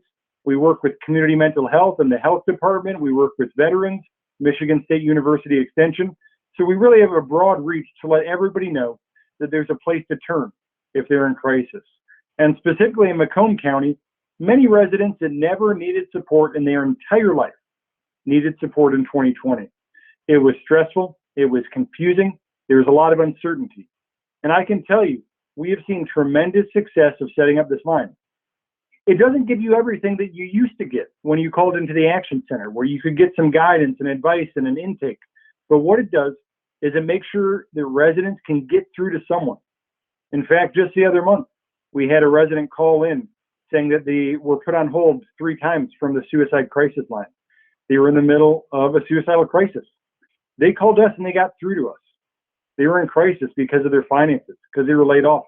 We called the sheriff. We got the sheriff over there. We de-escalated the situation, and we got them some support. So it's important to remember when people are in crisis, they often don't know where to turn, and everywhere is overwhelmed right now. And so we're really a front line of defense in many ways, more than just our services. So check out that food map. Also note that we work closely with the Homeless Coalition in Macomb County. You may know under HUD, every region has a lead HARA agency for homeless resources. We're on that committee. We're on the front lines, as Laura said. We're working to innovate there as well. And we're working specifically with a grant called SSVF, which you'll see as the next item on the agenda to approve an increase in that. SSVF stands for the Supportive Services for Veterans and Families. We're always looking for new ways to reach out to those people who are in need. And those federal grants and state grants are a big way that we can do it. Of course, we've worked on eviction, diversion, and foreclosure prevention, and we've responded with county departments like the Department of Treasury to make sure that we know how to reach residents when they're in crisis. And the treasurer was a great help in that regard. I want to go down and just give you a brief overview of our budgets and our programs and our services. It's important for you to know that we are largely not a general fund department. 90% and more of our budget comes from federal and state grants. The county gives us a couple $1 million of in-kind indirect costs for our IT, our HR, our finance, all of the services that we use as part of the county government. And they give us $1.9 million more to help support our $40 million budget. So by and far, I know the last commissioner meeting, we had one commissioner ask if we were giving money to United Way. Of course, what we largely do is attract money to Macomb County to serve vulnerable Macomb County residents. So when you're looking at our budget, oftentimes with other county departments. The budget from requests are for general fund dollars and approvals. By and large, Macomb County runs on federal state grants to do all of the work that we do. And there's a large history of that across our programs. Our 2019 annual report is just about to come out. In 2020, as you can imagine, it was not a priority to get our annual report filed. So we will be sending that out to you and all of the commissioners so that you can get a look at all that we accomplish each and every year. I'll be brief because I know we're going long, so let me just give you a quick rundown. Sorry if my brevity causes more questions than answers, but I want to be respectful of your time and really start at the center of what we do at Community Action. As I mentioned, all of us started during the Civil Rights Movement. It's a big legacy during the War on Poverty, and one of the foundations of that legacy is the Head Start program. Many of you have probably heard about the Head Start program, and in your mind, you might imagine it as public school classrooms for families who have vulnerability. And I just want to start out, when you think of Macomb Community Action and Head Start, to know that it is so much more than that. Head Start is a foundation of a lot of our work for social justice in Macomb County. It helps eliminate disparities for these families entirely, not just for the children, but for the whole household unit. And that is how we approach our Head Start program in Macomb County. We have both Head Start and Early Head Start and Early Head Start Child Care partnerships. And it's really often a gateway to a lot of our services. We had a National Innovation Award that we were awarded together with Oakland County and our sister agency there with their Head Start program called Trauma Smart. And Trauma Smart focuses on childhood trauma. It recognizes the interrelation of family units and household trauma to that childhood trauma. And I don't know if many of you are familiar with the term ACEs, or Adverse Childhood Experiences. But if not, I would encourage you to look up the research. In both healthcare systems and social service systems, ACEs are becoming a leading driver of how we invest in the community change upstream and early on. One of the grounded principles of Macomb Community Action is a saying I'm sure you've all heard, which is an ounce of prevention is worth a pound of cure.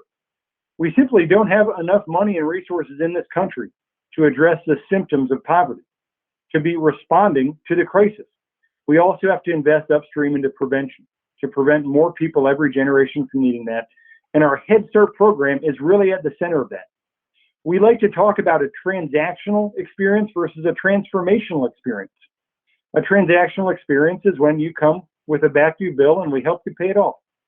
A transformational experience is when your child joins Head Start and we complete a full family needs assessment. We follow up with home visiting. We make sure we're investing into your entire family unit, and we understand the diversity of families in Macomb County and all the types of guardians and parents who help raise these children. So I wanted to start with there just to let you know that every program we provide is part of a bigger story at Macomb Community Action. Of course, we have our community action centers. You may know those. Those are a one-stop resource center where people can get their services. Laura mentioned the matrix system and our portal of services with the county. We also help attract other nonprofits into our community action centers, like the Homeless Coalition. We work with the Child Foster Closet. You may not know, when children are taken out of homes into emergent foster care placement, and it is a crisis, they often leave without clothes. And so there are these resources that we hope you don't have to know about. But if you do know about them, you'll know what an amazing job we do with our partners to make sure when you encounter vulnerability in Macomb County, you also encounter a system of support. Moving down the list from Head Start to Community Action, we also administer your Community Development Block Grant dollars. You may know Community Development Block Grant dollars as essential infrastructure funding provided in block grant formula across the country. In Macomb County, Macomb Community Action administers the CDBG services for 21 out of our 26 municipalities. The 5 larger municipalities in Macomb County are called entitlement communities. They receive their own directly, and often they partner with us to help us do the services that we do for public service. Community Development Block Grant dollars don't just help repave sidewalks, although they do that. They don't just help municipalities float a budget for a major infrastructure repair, although they do that. Community Development Block Grant dollars also can be used for public services. One of the things that happened in 2020 during the pandemic, they lifted our cap from 15% for public services, and they increased that. So we were quickly able to work with municipalities across Macomb County and increase our support for those public services of the Community Development Block Grant funding. That immediately increased funding for our homeless services and other essential nonprofits in Macomb County. The other thing we do in Macomb County is we provide home services. We do things like weatherization. And you may not know, but weatherization is a long-standing bipartisan bill in the federal government. Everybody agrees that if a home is wasting money and we can help that home not waste money through energy efficiency, it's a good thing. What you might not know is this is what I believe one of the most underutilized resources in Macomb County. Every year we're out there repairing homes, putting in insulation, replacing windows, putting in new doors, helping look at the roof situation, redoing electrical, putting in new furnaces. If you're in Macomb County and you're low income and your furnace goes out, we can help you. We can put a whole new furnace system in there. We work with the health department to do lead testing. You know, one of the things I just wanted to share, and I don't want to be long-winded, but I wanted to make a quick connection to you on Macomb Community Action and the impact of health across Macomb County. One of the emerging topics across our country is called the social determinants of health. If you haven't heard it before, I encourage you to look it up. Those social determinants of health are acknowledging that clinical healthcare providers only hold a small piece of the puzzle. In fact, it's broadly recognized that healthcare interventions can only impact 30% of health outcomes for most vulnerable high-risk residents. If you're in Europe, say, or Canada, and you bring your child to the ER more than once for an asthma attack, well, the first thing they do, instead of investing more into healthcare, they go to your home. They make sure there's no mold. They redo your air ducts. They redo your furnace. They make sure that you have a house that is safe. And they see that that is a cost-effective way to help reduce health disparities. That's one of the dots that we help connect in Macomb County. There are disparities and there are cycles of poor health and poverty that go back and forth, and they exacerbate racial health disparities, both from income and from health outcomes.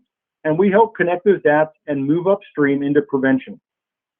The last office I wanted to talk about with Macomb Community Action is Office of Senior Services and the Meals on Wheels program. Across of each of these programs, we have a federal, a state, or a local funder that helps us make this work possible. So I do want to recognize across our services, we have funders, we have volunteers, and it takes a heck a lot of community support to make these programs happen. For instance, you may know of the 1,700 meals we deliver through Meals on Wheels, it requires hundreds of volunteers. And that was one of the things we tackled during the pandemic. Each of our programs, whether it's community development block grants, community services block grants, our weatherization, our energy efficiency, our transportation programs, each have been altered by the pandemic. And I am proud to say across the county, we have seen a tremendous response to help address those challenges. Here at Macomb Community Action, we have over 100 full-time staff and up to 190 part-time staff at any given time. It's a tremendous operation. It requires all hands on deck to address the pandemic. And I'm really proud of how we've done that, both with us and with our partners. Like Laura mentioned, the Human Service Collaborative Body helps us link with partners around the county and government departments around the county to make this work happen. So sorry if I had an abbreviated presentation. I'm happy to take questions, but also I'm happy to, again, to schedule some time with you individually or invite you to join our advisory board. While we are related to the government, we are adherent to the same structure all community action is across the country, which means we have a tripartite board. In this case, it's an advisory board, as you're the governing board, but we do gather with both sectors of the community services, of those in poverty, and those in elected office. Those are the tripartite board requirements to make sure that all of our decisions are guided in the best interest of the community. Thank you, commissioners. Please let me know if you have any questions. Commissioner Howe, would you like to say something? Thank you, Chair. Ernest, thank you for everything you do with the need as great as it is, as we're all aware during this pandemic. I just wanted to indicate that in January, our County Executive Mark Hackle asked myself and Mark Delden to be representatives on the Southeast Macomb United Way organization. I knew you were aware of it. We had our first Zoom meeting. We distributed needed funds throughout Wayne, Oakland, Macomb, and Detroit. And our first Zoom meeting lasted 6.5 hours, and we distributed, so I thank Mark for that. We distributed $1.4 million, and I've asked our chairperson to come to this commissioner meeting, Barb, in the future and present the criteria for the decisions on the distribution. So it's definitely a worthy organization, but you can see the magnitude of the need and the amounts of money. And these are all federal dollars, so that even makes it better. So thank you, Madam Chair. You are more than welcome. I don't see anyone else lining up here. Is there anyone else who wants to say something? Ernest, you and I have spoken, and you've overwhelmed me with everything. It's wonderful, all the things that you're able to coordinate. Well, everyone. There's just a monstrous amount of people. Appreciate you so much coming on and waiting for us and giving us this wonderful overview. And I know you can go on because I've heard you before, and I appreciate everything you said so much. Thank you very, very much for coming here. I really appreciate it. We all appreciate it. You'll get to hear from me one more time at the next item I believe you have before you. Thank you. Oh, is Gary's now talking? I'm happy to cover it as brief, and then I will turn it over to Joe Cook, our division director, for the report following that as well. Also, Okay, Stephanie Bird, program Sure. manager. All right. I think we have to do one more thing here. We need to have a motion to receive and file. Yes, ma'am. Chair Zinner, we have a motion. Now we just have to prompt the vote and wait for the votes Prompt to the come. vote. And I see that we have most of the votes. Here we go. That motion passes unanimously.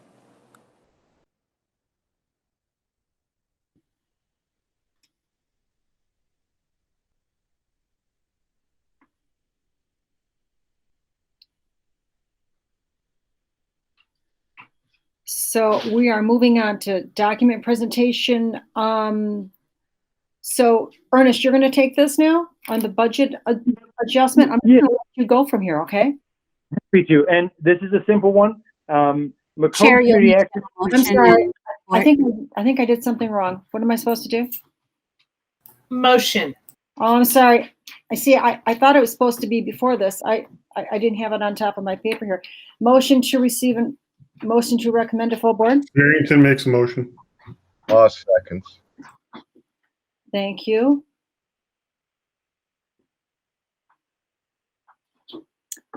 Are we good now? We are. You can turn it over to Thank Ernest. you. So sorry, Ernest. Thank you. Thank you, commissioners. Again, Macomb Community Action should be something you look forward to. Usually when we're on your agenda, it's because we're receiving more funding to do our good work. Again, this is a program we mentioned before, supportive services for veterans and families. It's important to note it goes beyond just a veteran to their entire family.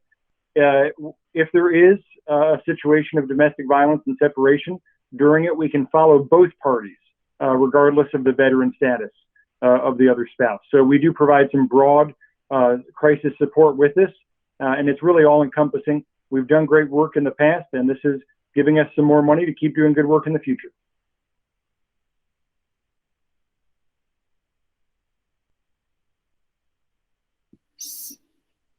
So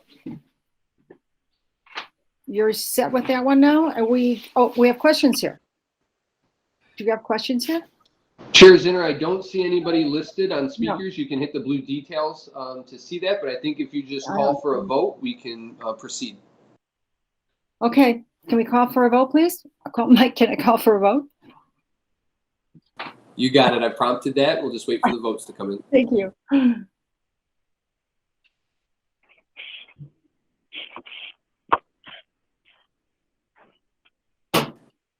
That motion passes unanimously.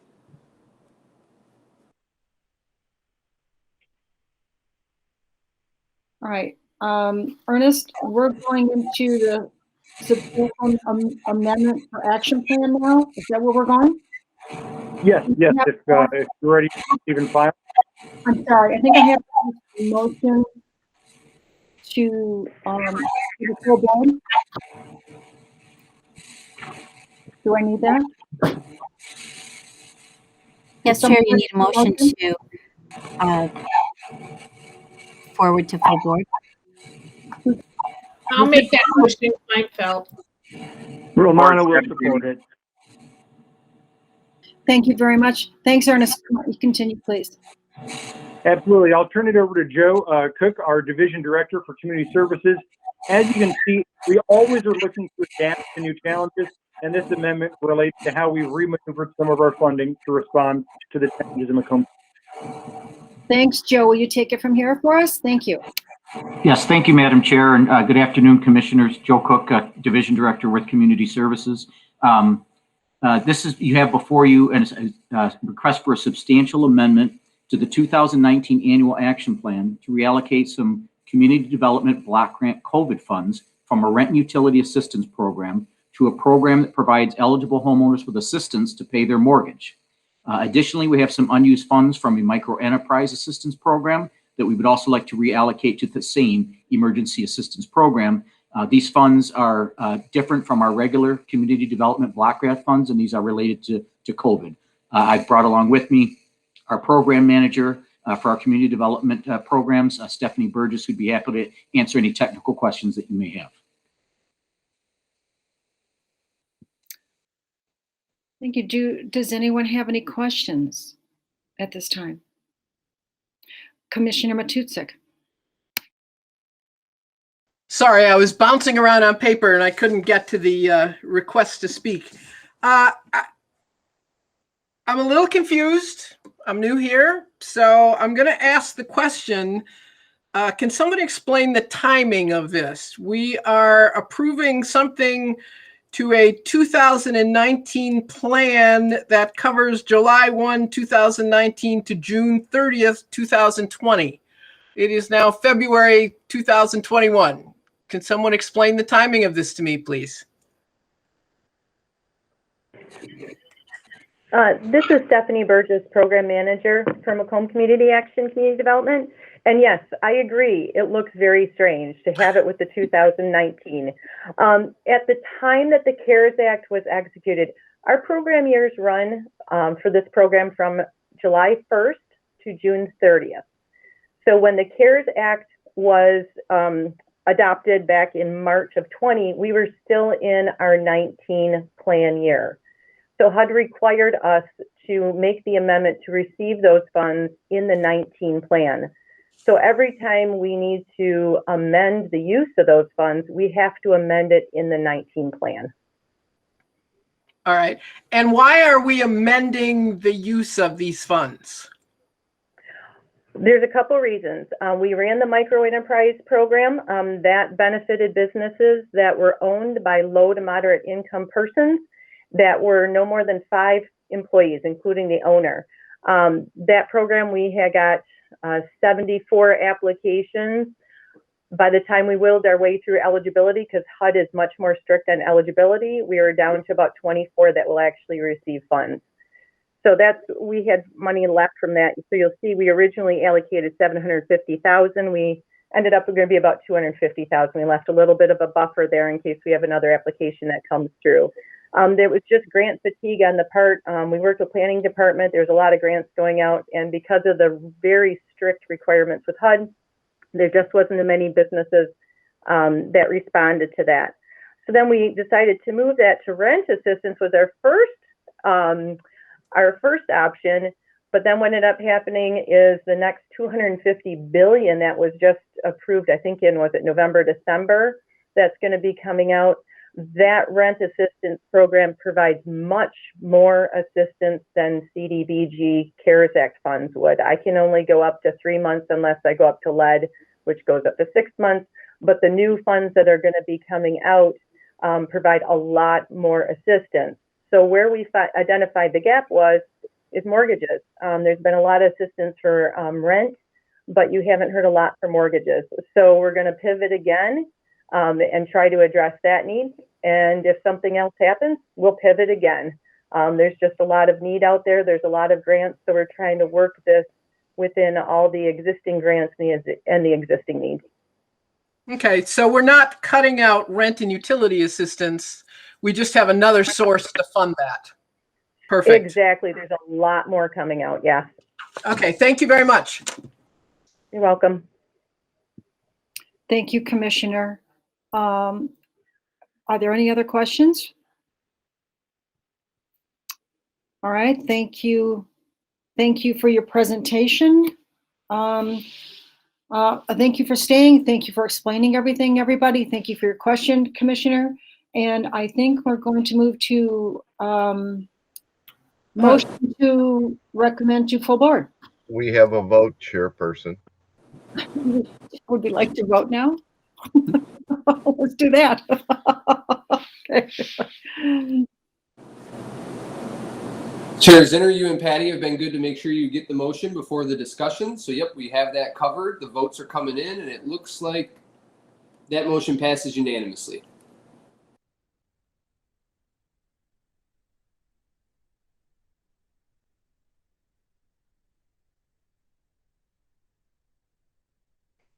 I'd just like to say that Commissioner Zinner, you're doing a fine job.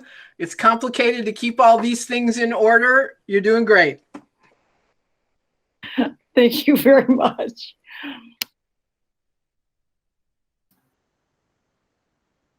Chair, you muted. You're on mute. I thought I unmuted, sorry. Thank you. We're on to correspondence. Motion to receive and file. Motion to receive and file all A, B, and C. Yes. I second that. Did you support that, Mr. Hall? Yes, sir, I did, Joe. Good. Thank you. They're on the money here. Are we going on? Oh, now we're voting. I thought so. I thought so. Let's vote.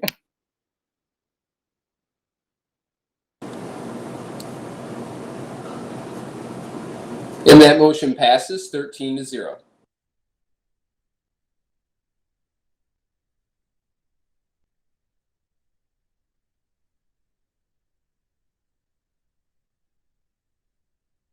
I believe we are on to new business. Chair, it's Commissioner Kleinfeld. I just want to say nice job on your first time around. Well, thank you. That's because you all help. Everybody helps. This is Chair, this is Commissioner Romano. Yes. If I may. Yes.